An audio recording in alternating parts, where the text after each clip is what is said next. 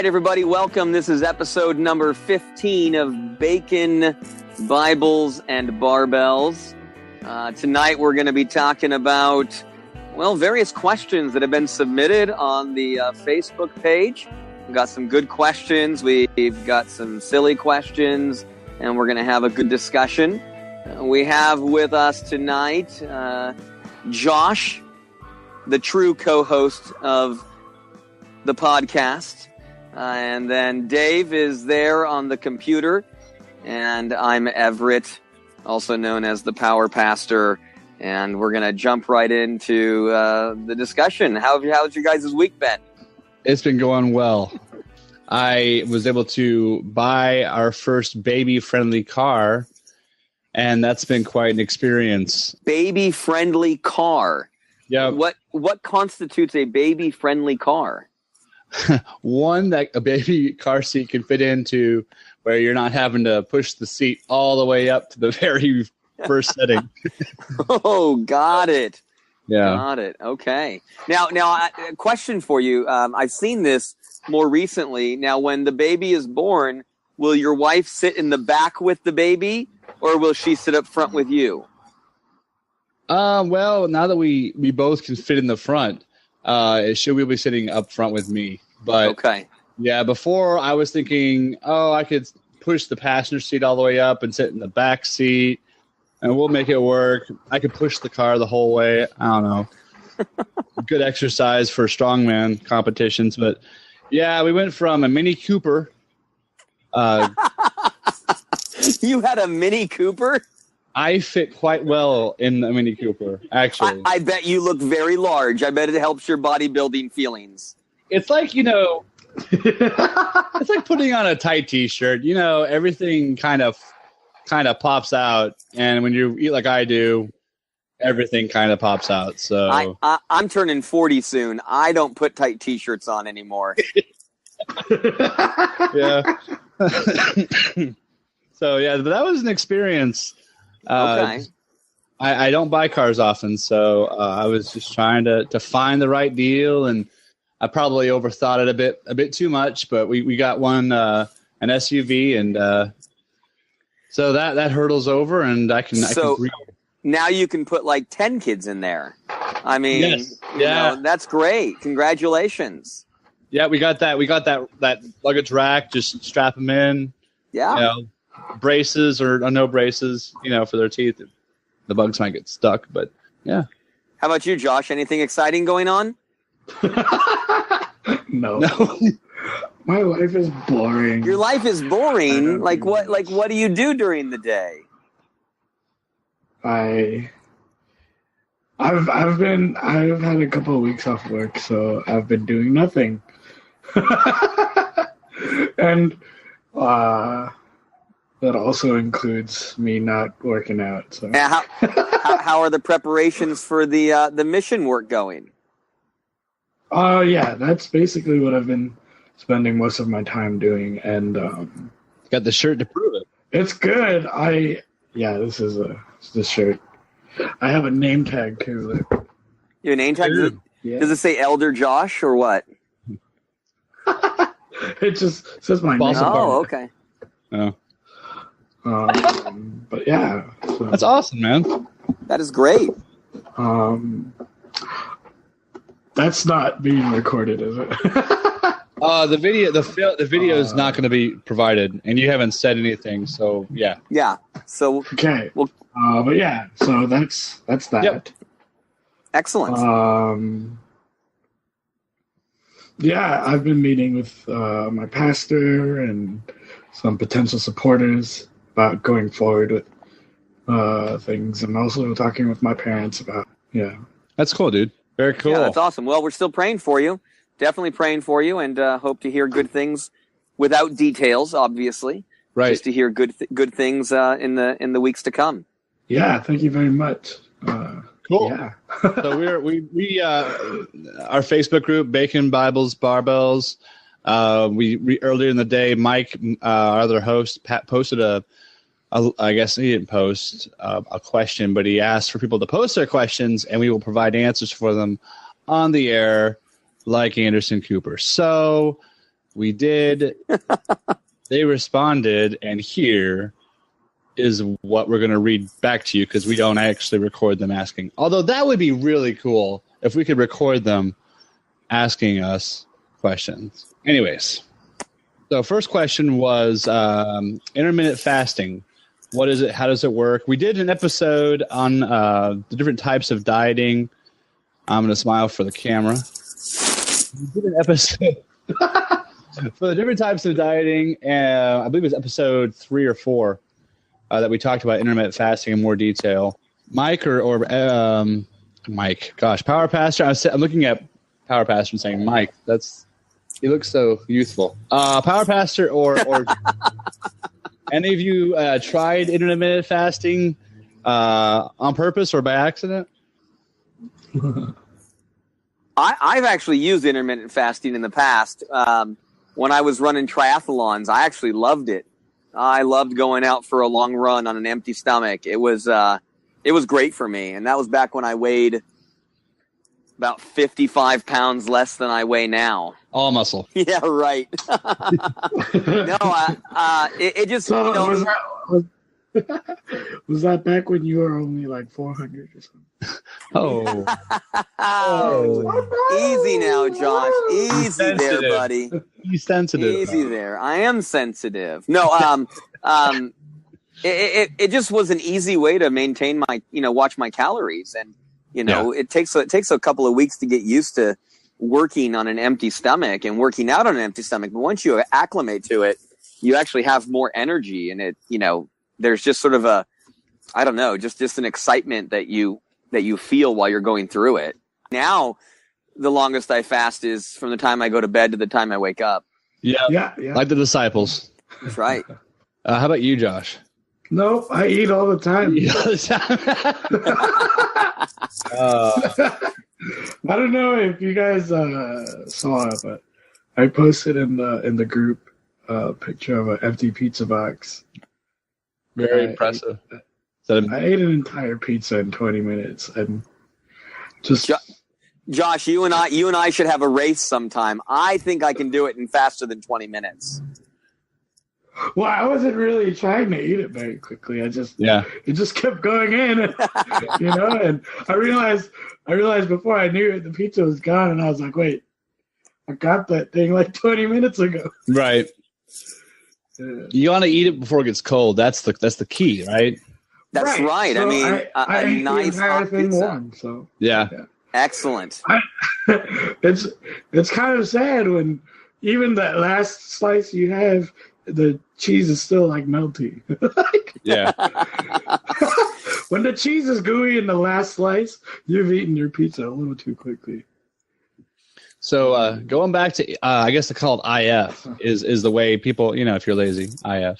I always thought that, if you don't eat, 5 meals a day every meal within 2 hours of each other, your body's gonna slow down its metabolic rate. Yeah. And you're just, you're not going to be able to grow, get any gains, basically, is what I've always been told. So how does IF work compared to the, traditional diet plan? My understanding of it is that the notion that you have to stoke your metabolism every 2 to 3 hours is bro science, and that your body actually doesn't need to be fed that often. Mm-hmm. And by actually fasting, you make your body hypersensitive to insulin, so that when you do flood your body with those calories, and particularly with carbs, right, your body is able to use the nutrients in a more efficient way. Mm-hmm. Looking at this article at muscleforlife.com, which I highly recommend if you're looking for some good science-backed articles. He posts a number of footnoted research hyperlinks where you can back up all of his research. There are a number of different types of intermittent fasting protocols out there. Do you know which one yours was called, Power Pastor? Yeah, mine was just the standard 16-8. Okay. I know that you can do the 20 and 4 where you only eat 4 hours. Oh, gosh, that sounds tough. It sounds well. And then there's the eat, stop, eat method where you you basically twice a week, you go 24 hours without eating. And those kinds of protocols, I think, are good for people that have a lot of weight to lose, right, and have some damage to their metabolism. You know, I subsisted as a child on a diet of Kool-Aid and pixie sticks, and so I'm not sensitive to insulin. I have to avoid sugar. I have to avoid sugar, or I look like Josh. Woo! Oh, this is where we. I get it. This is where we insert Josh's sound effect. Yeah. Why? Oh, he did it himself. Oh, it's not cool. Why? I'll be faster. We might have a few more of those in this episode. Oh, gosh. How about you, Dave? Have you used the IF protocol? Not on purpose. Okay. You know what? I would try training early in the morning before I had breakfast, and I that's not the same, is it? Like, you know, you eat normally, but then you train in the morning before you ate. So you were fasted for 8 hours? And then you trained like in that fasted state. But I guess that's not really an IF thing. That's probably just something else. I don't know. Well, I mean, it's not strictly IF, but you're still getting probably some of the benefits of the hormone fluctuations by training fasted. Yeah. And I didn't like it. I felt really low in energy. I guess I'm a mesoendomorph, and I'm a bigger guy, so I do really good eat with a healthy amount of carbs, you know, in my system. And I'm not a morning trainer, so I might try the 16/8 though for a couple of weeks, just because I've been kind of stuck at 232 pounds and about 15% body fat. And my goal is to try to drop down to 10%. I'm really trying to do, you know, one thing at a time. I understand body recomposition is kind of a myth. I mean, when I say myth, I mean, it's nearly impossible to lose weight while you're gaining strength. So, well, let me give you some advice just as a husband. You don't want to be trying to lose lots of weight while your wife is pregnant. This is your chance to eat everything. Yeah. She's looking at me right now like, he's right, honey. Oh, it's funny. Like she'll be like, look what I made. And there'll be this like plate of Rice Krispie treats. And I'll be like, I'll just have one. And yeah. And then and then by the time you get to your last one, the marshmallow is still hot, just like Josh's pizza. Yeah. Wait. Why? Sorry. Getting better. So we'll post this link in the show notes. There's a few different IF protocols. It's an excellent resource. Talks about supplementing different types of supplements if you want to supplement during IF, if it's necessary, and then the different why you would even try IF. And they talk about the insulin sensitivity and all that. So we'll put that in the show notes. Good. So another question that was asked: Reform Pub, all this reform speak. What is it? What does it mean? And Bacon, Bibles, and Barbells, the founding of the group came from a larger group called the Reform Pub, larger being like 7,000 to 8,000 members strong. Facebook group that's a lot older than the Bacon, Bibles, and Barbells Facebook group. And so our founder, Mike, he started the group, got a lot of our original members from that group, and I would say a lot of and so when you hear, Reform Pub this, Reform Pub that, Pubster this, Pubster that, it's just they're talking about a different Facebook group in the Bacon, Bibles, and Barbells Facebook group. But Reformed, who would like to tackle this? Josh. I think the pastor could take this one on. There you go. You were just mouthing that. You had your microphone turned up the whole time. You're there. I can hear you. Okay. Yeah, power pastor. Okay, so when people talk about being reformed, it's in line with the theology of the Reformation. Most of the time, they want to make reference to Reformed soteriology, and soteriology is just a doctrine of salvation. And so it's those 5 points that came out of, how historical do you want me to get here? It comes out of the Synod of Dort against the position of the Remonstrants, and it's affectionately referred to as the 5 points of Calvinism: total depravity, unconditional election, limited atonement, irresistible grace, and perseverance of the saints, often referred to as TULIP. That's the Reformed view of salvation. It encompasses far more than that, and is usually associated with a confession. And so Reformed churches are confessional churches, such as for Baptists, they have the London Baptist Confession. For Presbyterians, there's the Westminster Confession. For Reformed Anglicans, there's the 39 Articles.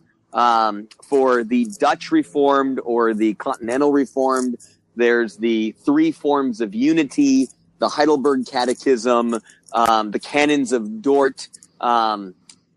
Oh my goodness, I can't remember the third part of the form. Bacon. Well, Bacon's just a newer way to address the 5 points of Calvinism. It'll come back to me, and I'm sure some listeners will lash me with a wet noodle for forgetting what that third form is. But so that's what we mean when we talk about being a Reformed church. It's the Belgic Confession. That's what it is. The Belgic Confession, the Canons of Dort, and the Heidelberg Catechism. It obviously encompasses far more than salvation, but in our day, it's often that's often where the battle is. Nowadays, the distinction of being Reformed is usually in contradistinction from what would be an Arminian evangelical theology that believes that Jesus died for everybody, and it's really up to each person whether or not they are going to be saved. Right. And I was listening to this one discussion about what point was that? Limited, the L, right? Yeah, the limited atonement. Yeah. And so, basically the point he was making is you've got two aspects that you could change. Either you change the power of the atonement, or you change the scope of the atonement. Something like that, correct? Yeah, that's right. I think John Owen goes into it in his introduction to the death of death and the death of Christ, where he really lays it out well that Christ died for all the sins of all the people, some of the sins of all the people, some of the sins of some of the people, or all the sins of some of the people. And he goes through and discusses that and shows how ultimately the only one that does justice to the Scripture and just an understanding of Christ's death, that Christ pays for all the sins of some of the people. Mm-hmm. Or and if it's any other way you look at it, it's not eternal. It's not an eternal gift. It's a non-eternal gift, basically. Well, and then the debate gets even deeper, which we probably don't want to get into. So you can cut this, but there's hypothetical universalism, which was an Amyraldian view at the time of the Confessions, where it's Christ died hypothetically for all the people, and so while his death is certainly sufficient for all, and there is a true opportunity to accept, only the elect will accept. Right. Josh, are you yawning while I'm talking about this stuff? I don't really have anything else to add to it. It's fun stuff to learn about and study about. It really is. I enjoy it. I really do. Well, and what I love about it is, in the Reformation, one of the biggest issues was that of assurance. And by removing salvation in any way from our ability and from our what's the word I want to use? Our responsibility. We actually increase assurance, because if salvation is all of God, then not only is there nothing we do to get saved, but there's also nothing we do to lose our salvation. Right. Right. Romans 8. That's right. That's right. Those who, if there's no condemnation for those who are in Christ Jesus, verse 1, verse 39, there's no separation from the love of God in Christ Jesus. Right. Cool. So it is cool. It's I'm not meaning to. I could go into a long story about how I felt like I had to work my butt off to keep down the straight and narrow, and I think we talked about it to some extent last week. So if you want to look into more of our stories, I believe episode 14 it should be live now as of this recording. So question 3, moving along. Why are partial reps, box squat, rack lockouts, rack pulls, holds, etc., with contraction important for overall strength of dead, squats, benches, rows, etc.? Or are they just hype and do not really add to your overall strength of specific lifts? Now, I didn't realize a box squat was a partial rep. I'm using box squats. I call them box squats. I'm just using them to gauge where my 90 degrees. I put it right at where I hit 90, and that's where. And I guess what I'm doing is not really box squats. It's what it sounds like. That's right. Josh, you want to talk about partials? I mean, I don't do them very much. Actually, I don't do them at all. But I do know that a lot of my friends who lift do them.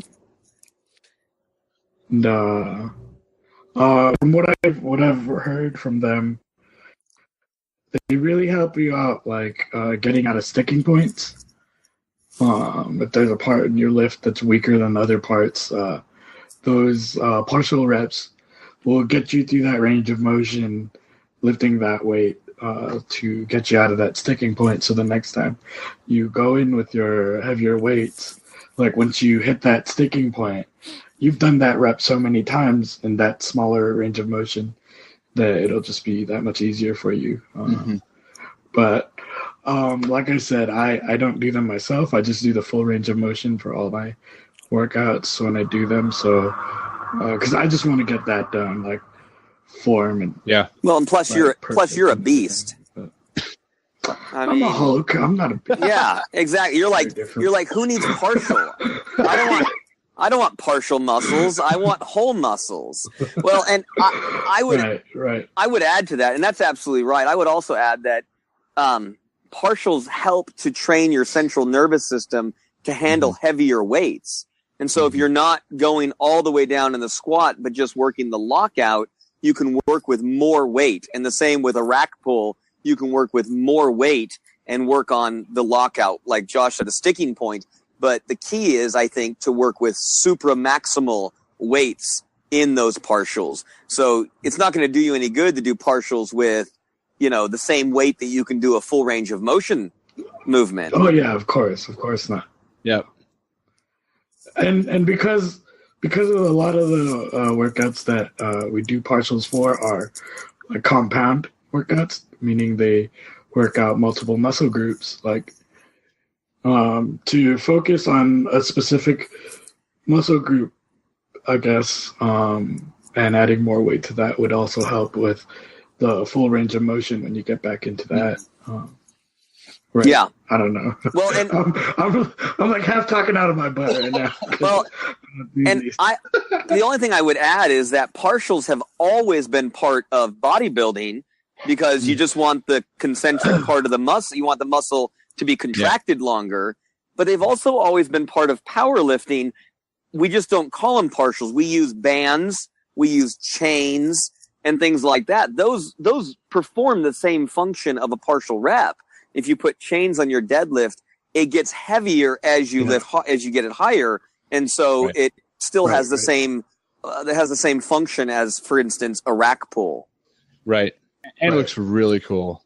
Oh, yeah. I mean, if you're going to deadlift with chains, I mean, you have to have a camera ready because you just look like a beast. Yep. Unless you're Josh and you just look like a beast anyway. Right. I look like a beast when I'm sitting down doing nothing. Eating pizza. Josh, or Everett, power pastor? Just Everett's fine. It's okay.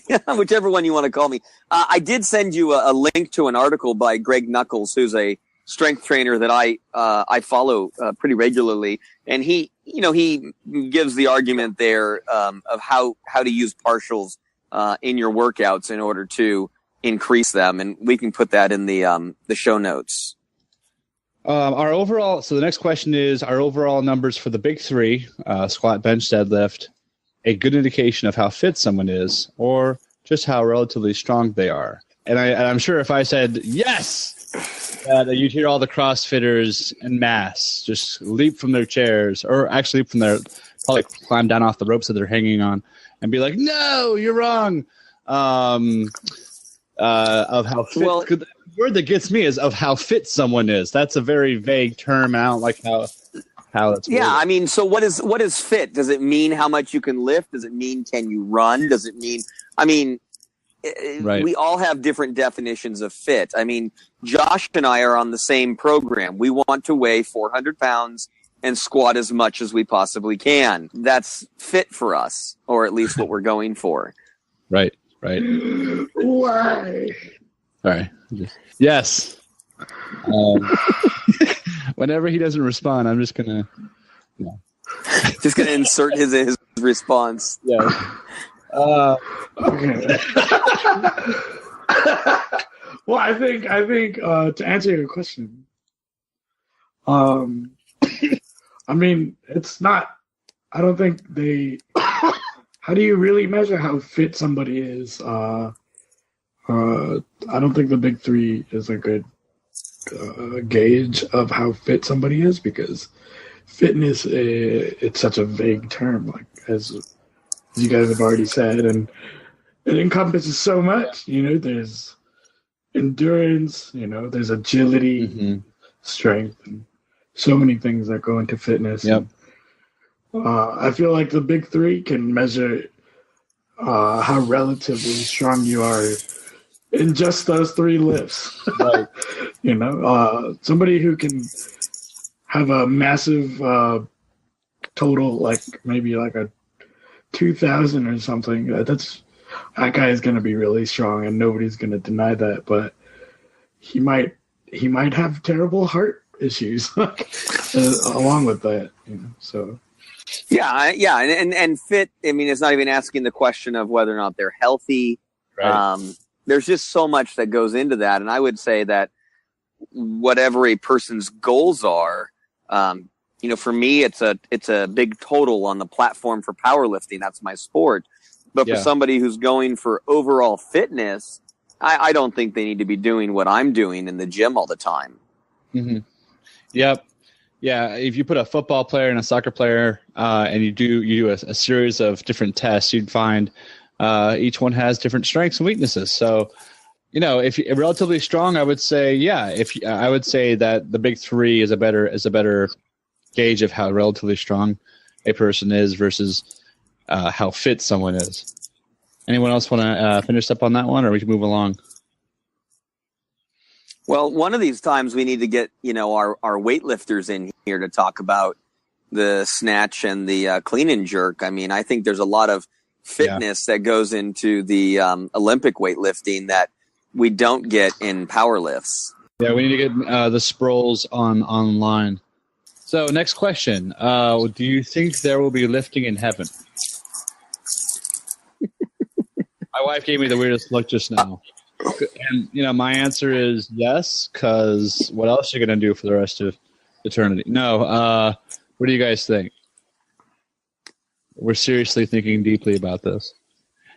If you're going to be casting your crap, I don't know, like on the ground, that's kind of like a burpee, isn't it? I mean, sort of. So. Wait, you're telling me there's nothing but CrossFit in here? No. Why? That's awesome. An awesome use of that sound effect.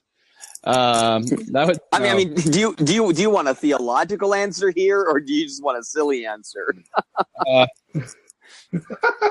I think my perfect body is going to have it's going to put Schwarzenegger to shame. So no need to exercise. I don't know. No. Interestingly, Aquinas speculated that our resurrection bodies will be whatever we were at 33, because that's how old Jesus was in his resurrection. I got some work to do. I got 3 years. Oh my goodness. That's why I started running at 30. I was fit at 33. Josh, keep eating pizza. You should be fine. I have 8 more years. I'm good. Yes, you have time. That's terrifying. You have 8 more years? Oh my goodness.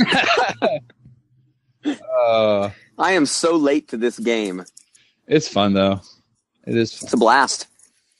What I will say is, biblically, I'll throw out the theological answer, is that we don't know, but it will be a new creation. It's not just, I know the question is, will there be lifting in heaven? If that's the question, the answer is no.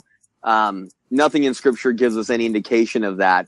But in the new creation, I can't see any reason why we won't be able to pick up really heavy rocks. Yeah. It's a fun question to think about, though.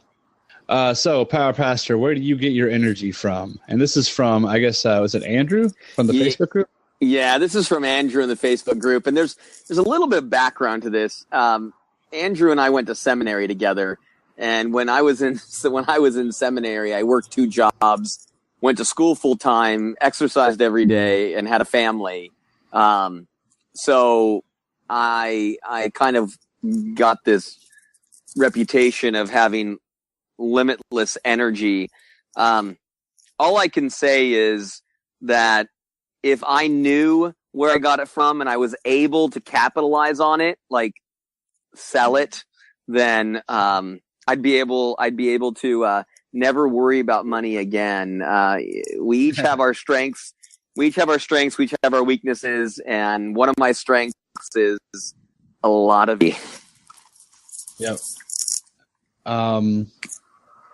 Josh is trying to reconnect. I see that. I'm back. Okay. I just turned off the video. Alrighty. You turned off the camera, Josh. I Now did. we can't see your pretty face. It's okay. You could just imagine. Okay. I can only imagine Oh no, really? what his face looks like. Oh no. That song. It's not part of the exclusive psalmody. Alrighty. So, onto a I guess a slightly more, not a serious question, I guess, but one to make you think and cause you to examine yourself. And I feel like a Southern Baptist pastor before the communion asking this one. Do you think that lifting Bow your increases heads. Yes, with no one looking around, not even the kid over the. Don't look up. Don't look up. Heads bowed. Do you think that lifting increases or decreases self-love? And then he has in parentheses, or a modification of that same question: how can Christian lifters avoid self-love while getting gains? He didn't have a closing parentheses. I'll forgive him for that. Good question, Josh. I think it's hard to not fall into a place where you can. I mean, you man, I'm babbling.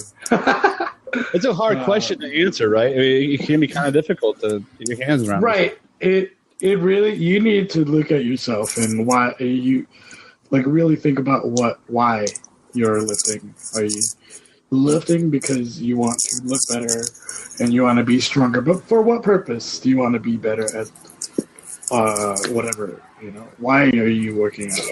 And I think it's different for everybody. I think for everyone, there's a different level of self-love, and I don't think there's anybody out there. And this is going to be a very blanket statement because I believe that it's true.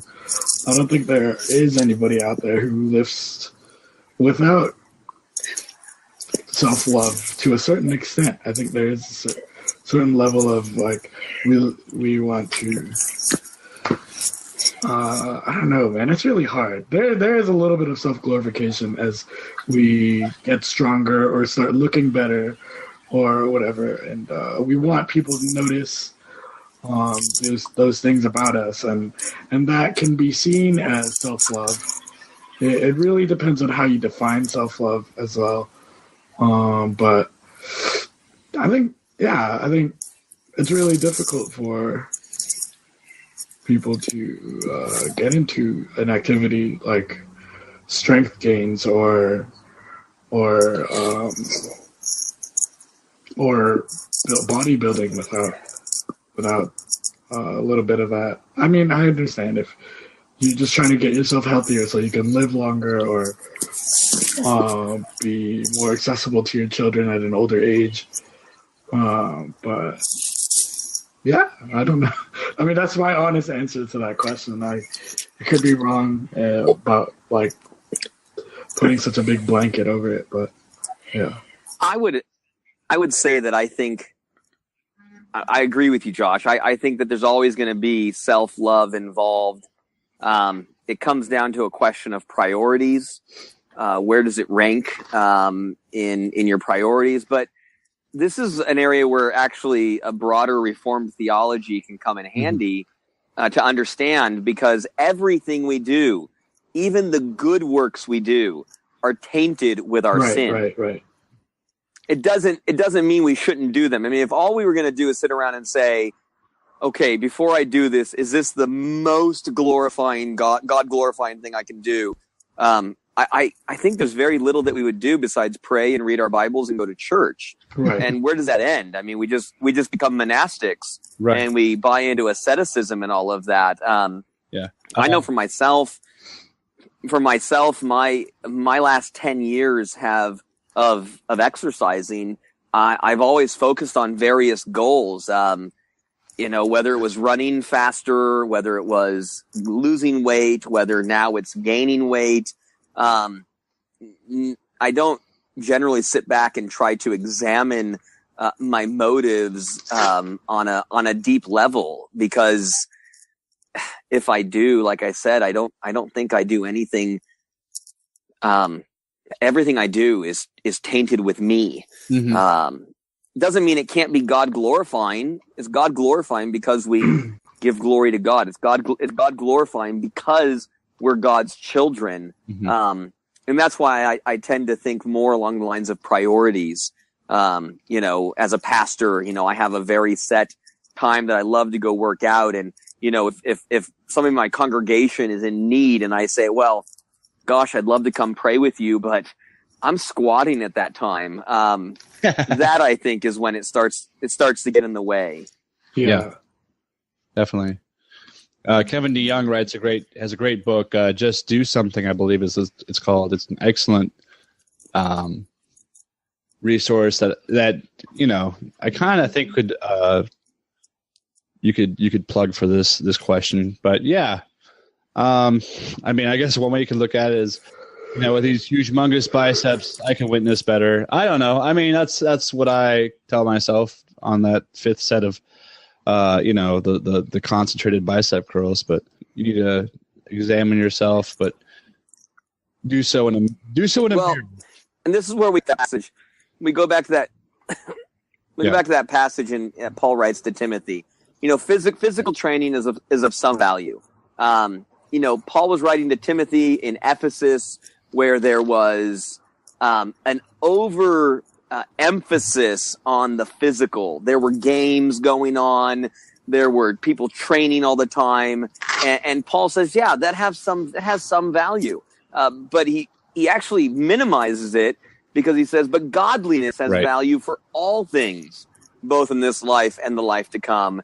And at that point, I think, again, it goes back to priorities. I mean, I'm going to chase gains as long as I can, but certainly not to the detriment of my family, not to the detriment of my love for Christ, not to the detriment of the ministry that God has given me. I can't say it any better. Amen. Yep. Last question. How to pick up a workout buddy. I need help with this. I need help with this because I don't have one. This is You know, they've got this app called Tinder for workout buddies. No, they don't. Swipe right. too skinny. Bro, work out your legs. Yep. Not enough veins popping out though. No. What do y'all think about that question? Everett? For me, honestly, I really don't want one. You know, when I go to the gym, I'm self-motivated, and I'm probably one of the more intense people in the gym where I work out, and I just want to do my thing. But for some people who want a workout buddy, I actually think that's one of the geniuses of CrossFit, is that it makes it into a social event, and it's super motivating for people who need that external motivation. I agree. Josh, you were going to say something. No, I totally agree with Everett. I'm totally on his boat. When I work out, I'm very in the zone and don't want to be distracted. I want to keep my energy up, the intensity up, and anytime I've never had a workout buddy.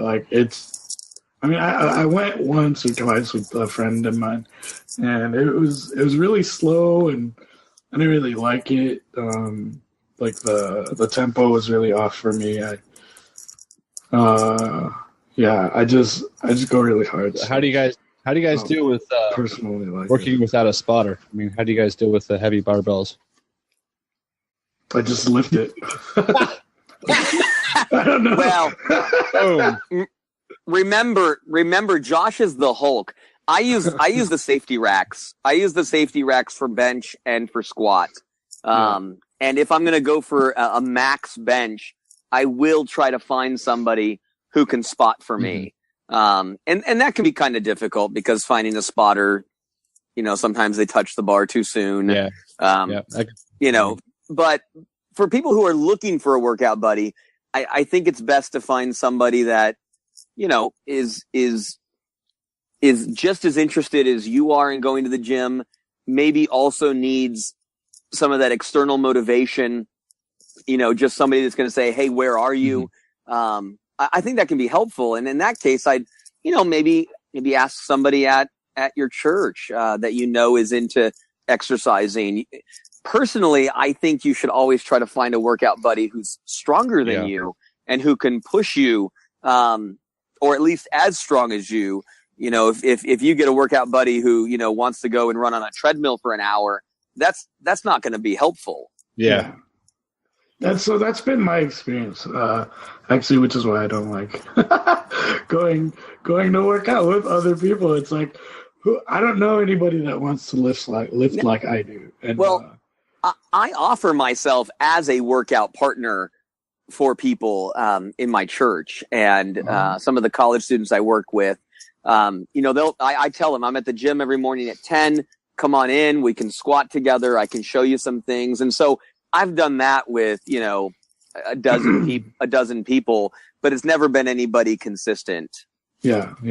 I've taken a few of my friends to go powerlifting and show them what that's about, but that was more me just teaching them how to do it than like a working out together. I guess it's a little different. I wouldn't say they were my workout buddies. Right.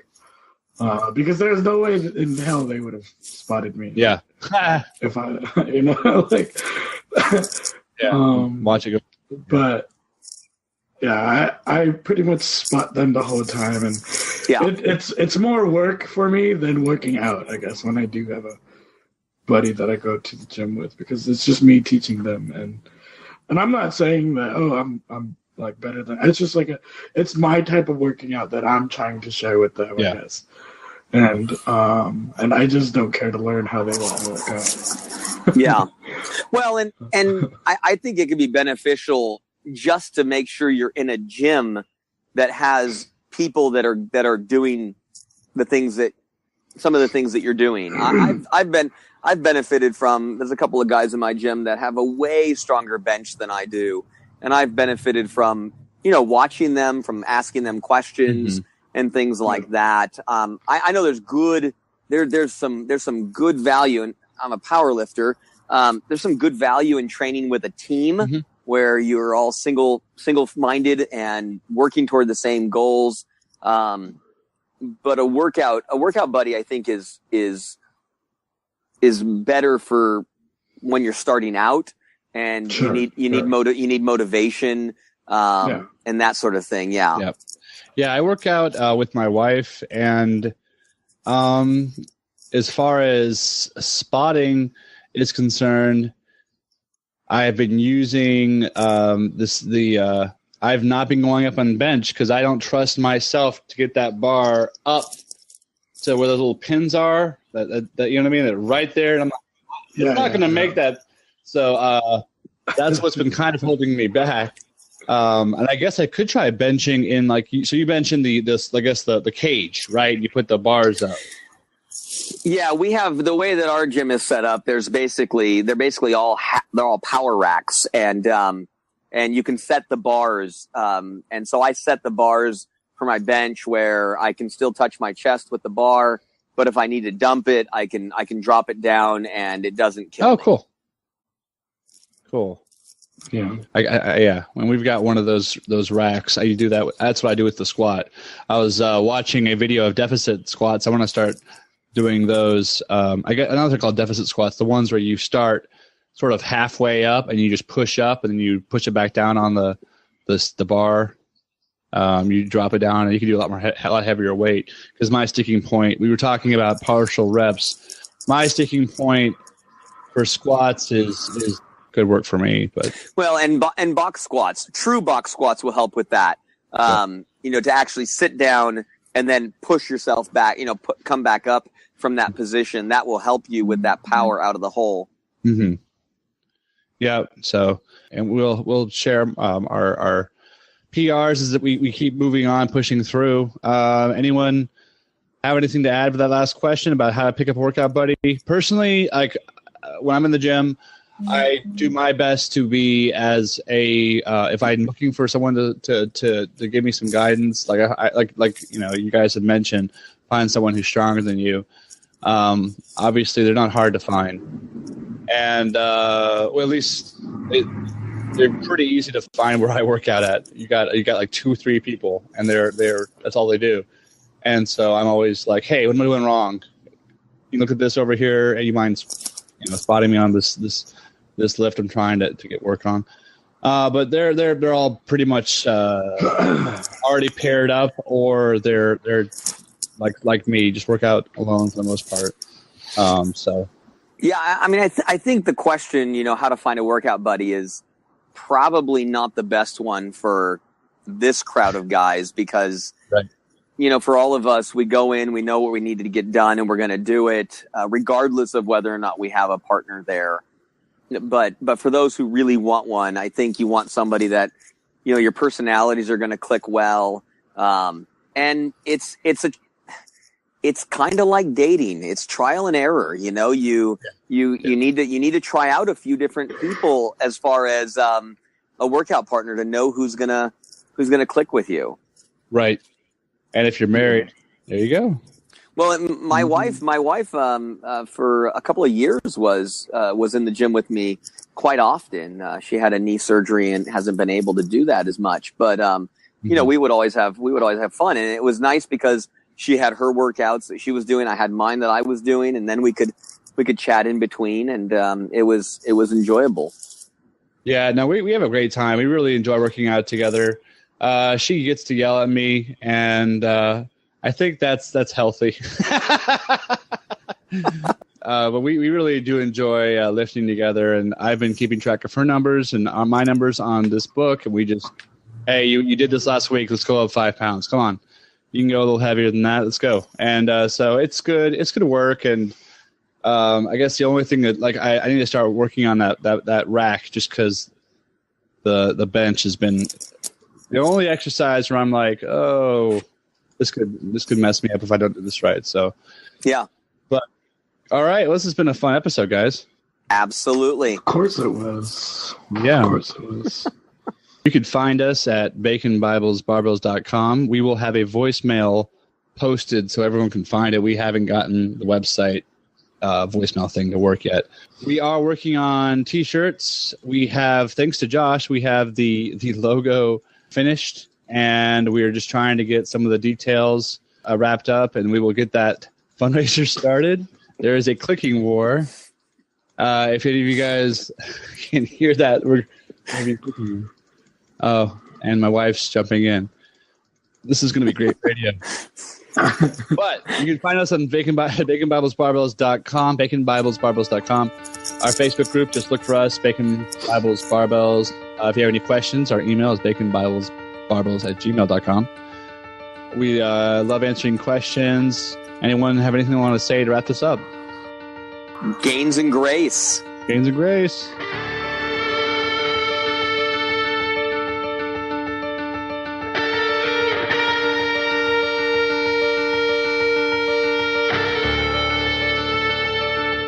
Lift heavy things.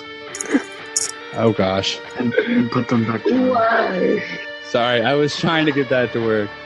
What are you saying, Josh? I'm sorry. This is the worst ending ever. We need Mike. We need Mike.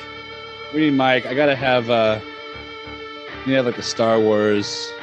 Alrighty. Hey guys, that's it. All right. Have fun. All right. Go to the gym and lift stuff. Put it down again later. All right. That sounds like a good way to end. I am pausing recording now.